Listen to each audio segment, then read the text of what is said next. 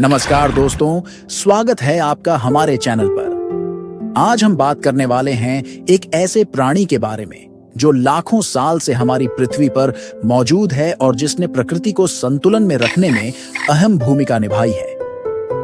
जी हां, हम बात कर रहे हैं मेंढक की। इस वीडियो में हम जानेंगे मेंढक का इतिहास, जीवन चक्र, विकास, पर्यावरण में इसका महत्व और इससे जुड़े कुछ रोचक तथ्य। तो चलिए शुरू करते हैं।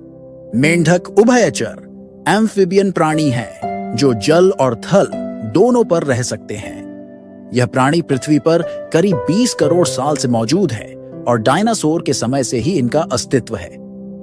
मेंढक अत्यंत ठंडे ध्रुवीय क्षेत्रों और शुष्क रेगिस्तानों को छोड़कर दुनिया के लगभग हर हिस्से में पाए जाते हैं। मेंढक का इतिहास, हिस्ट्री ऑफ फ्रॉग्स, मेंढक के जीवाश्म बताते हैं कि इनका विकास कार्बनिफेरस काल में हुआ।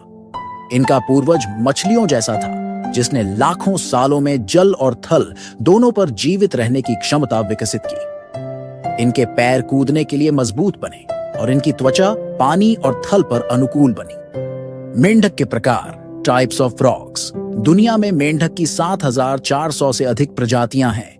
कुछ प्रमुख प्रकार: कॉमन फ्रॉग जो तालाबों और झीलों में पाया जाता है, ट्री फ्रॉग, ये पेड़ों पर रहते हैं और इनके पैर चिपचिपे होते हैं। डार्ट फ्रॉग, ये छोटे, रंगीन और जहरीले होते हैं।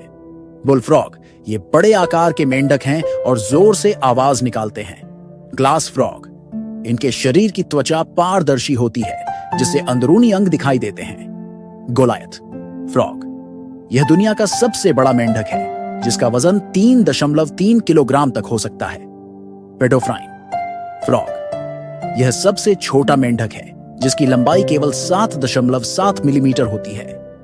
Life cycle of a frog, मेंढक का जीवन चक्र 4 चरणों में बंटा होता है।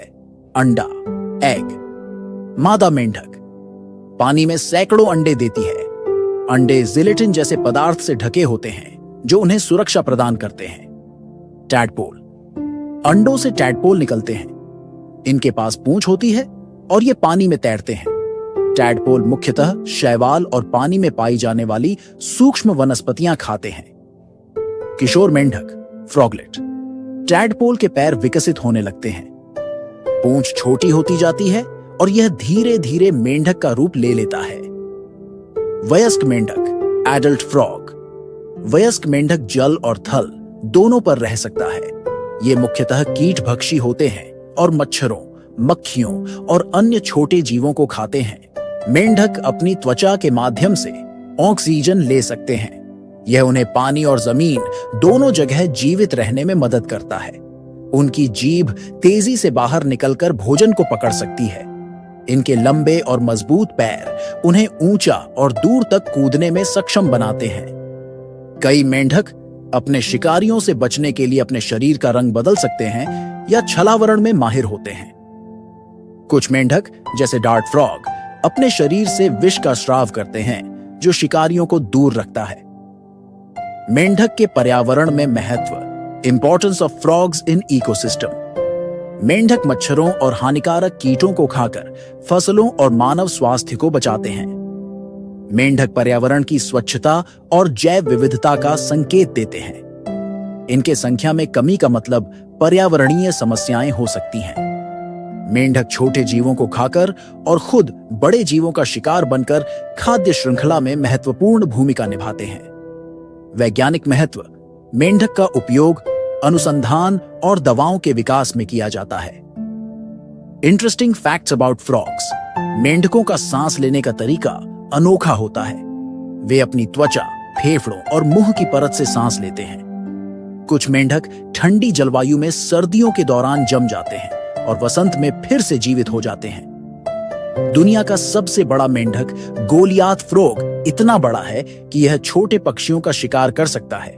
मेंढक अपनी आंखों को भोजन को नीचे धकेलने के लिए उपयोग करते हैं।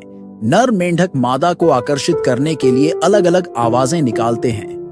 दुनिया के जहरीले मेंढक सांपों से भी ज्यादा खतरनाक हैं। गोल्डन पॉइजन डार्ट फ्रॉग इतना जहरीला है कि इसके जहर से 10 से 15 लोगों की मौत हो सकती है। मेंढक का उपयोग स्कूलों और अनुसंधान प्रयोगशालाओं में जैविक अध्ययन के लिए किया जाता है। आज के समय में प्रदूषण, जलवायु परिवर्तन और मानव हस्तक्षेप के कारण मेंढक की कई प्रजातियां विलुप्त हो रही हैं। वनों और जल निकायों को संरक्षित करके, कीटनाशकों और रसायनों के उपयोग को कम करके और मेंढक प्रजातियों की सुरक्षा के लिए जागरूकता फैलाकर संरक्षण उपाय किए जा सकते हैं। मेंढक केवल एक छोटा प्राणी नहीं है, बल्कि यह पर्यावरण संतुलन में बहुत बड़ी भूमिका निभाता है। इनका संरक्षण हमारी जिम्मेदारी है। अगर आपको यह वीडियो पसंद आया हो तो इसे लाइक और शेयर करें और चैनल को सब्सक्राइब करना न भूलें। अगली बार फिर मिलेंगे एक नई और दिलचस्प जानकारी के साथ। धन्यवाद।